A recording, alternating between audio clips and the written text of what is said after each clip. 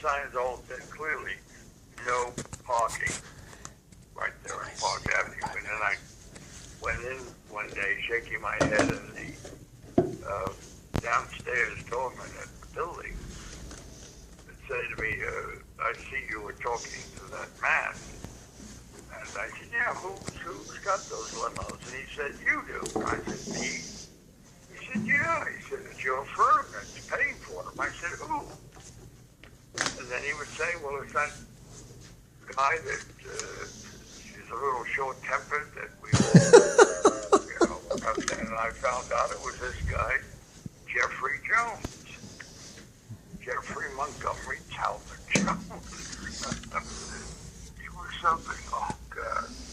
And then I remember I big money then, but I decided to discreetly retire him, but not leave him so that he would yell and scream. And I gave him $10,000, which is big money then. Sure.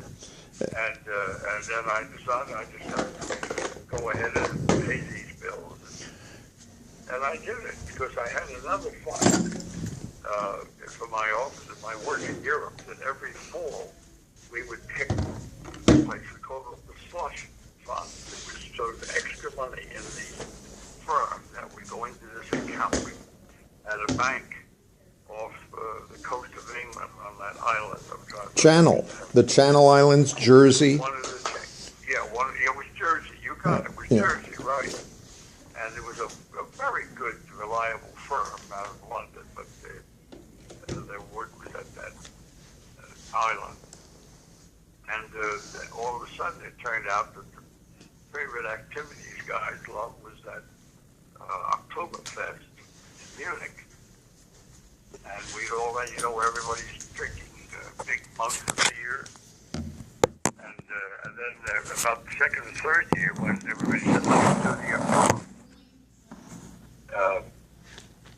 it turned out that they opened up a fashion show at the same time to try to beat Paris, because Paris was the top fashion area in the world at the time.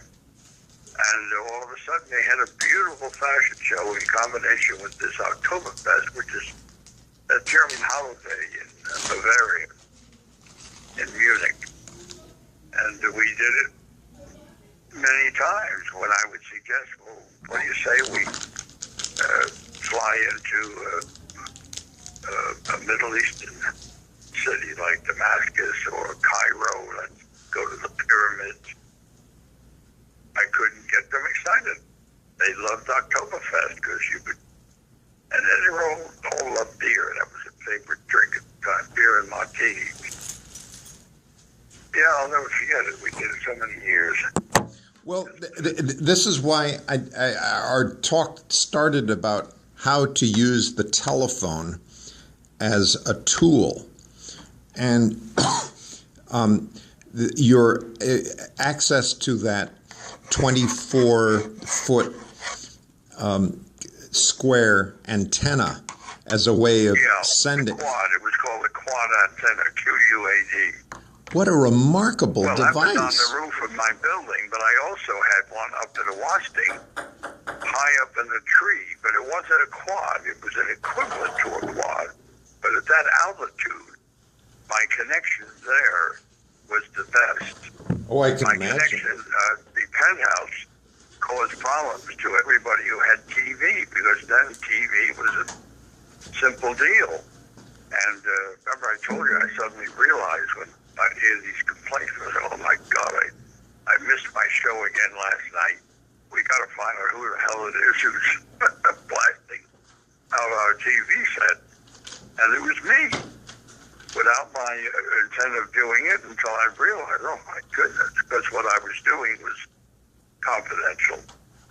And one of my frequent calls was to King Hussein of Jordan. And I always knew his voice because it was so deep.